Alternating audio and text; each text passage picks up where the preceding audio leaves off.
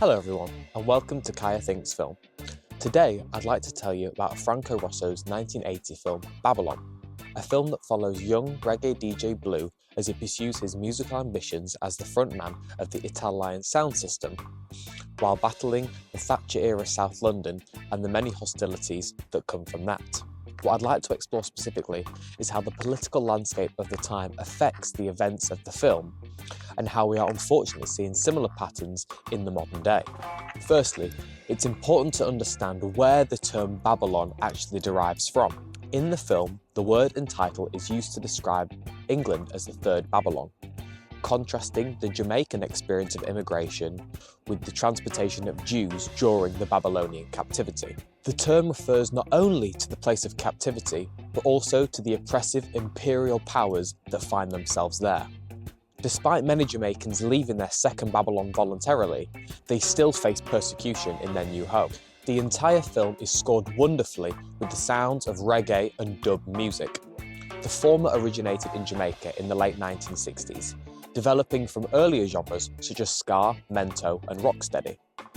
Dub, which grew out of the aforementioned genre, generally consists of reggae remixes, significantly manipulating its source, emphasising the rhythm, adding reverb or echo, and even removing the lyrical sections altogether. The music, along with its creators, moved over to the UK. Post-World War II, Britain's struggling economy sought help from its overseas colonies to aid with the growing labour shortages.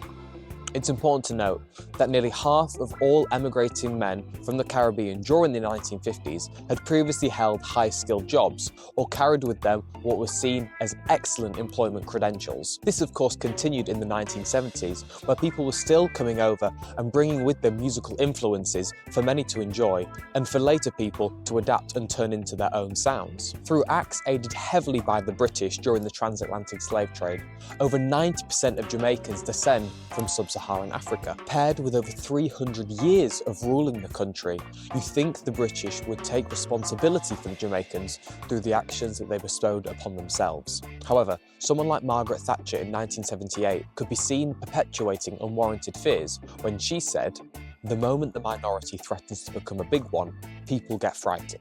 Unsurprisingly, with sentiments like these, the Conservatives in the 1979 general election managed to attract many votes from the National Front. While Babylon was only released 1 year into Thatcher's leadership, it provides a scathing look into the lives of these young Jamaicans and all that they had to go through at that time. Thoughts and beliefs formed from lies and baseless claims fed by the ruling class. In the film, one scene in particular details an attack from a white family, showering our group in savage slurs. Beefy, who is the most outraged by his circumstances, is held back by his friends and told not to fight back because they know who the police will side with. Ronnie, the accepting and welcomed white member of the group, brands the family's actions as pig ignorance, and that's exactly what it is. In the very next scene following, Blue is racially profiled.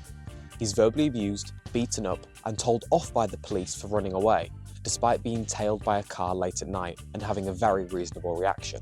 The fears and tensions of the time were rife, and Rosso conveys that perfectly. The film is acutely aware of what's going on in London at the time, and almost plays as a precursor for the Brixton riots of 1981, a series of clashes between the Metropolitan Police and mainly black youths, which led to the Thatcher-commissioned Scarman Report, a report which rejected the notion that the force were inherently prejudicial, tracing the racism back to only single, low-ranking officers. The result?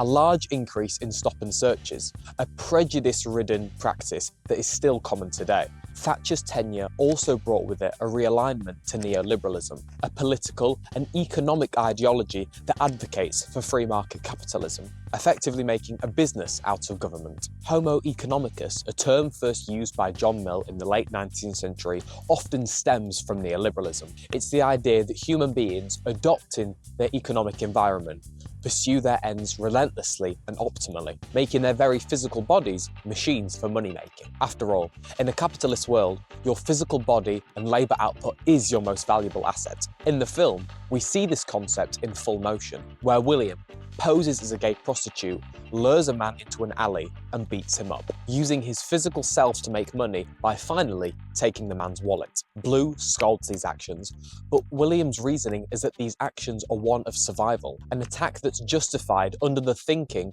that the more powerful and rich people in society give these men, these communities, nothing, and it's just William's way of leveling the score, insisting that what he's done is just his way of making these great inequalities less so. A cruel line of thinking, without question.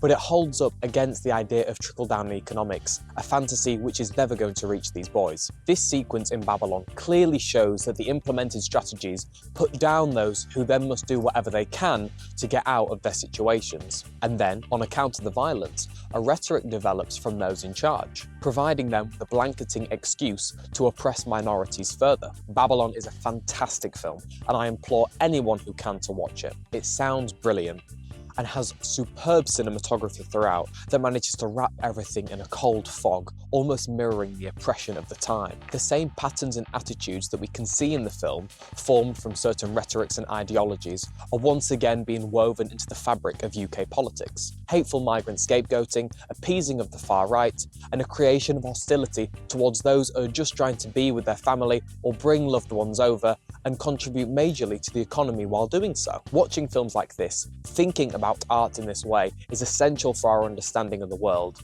and the first step we can take in being able to do something about it. And on that note, thank you so much for watching. Make sure you watch more films, and I will see you next time.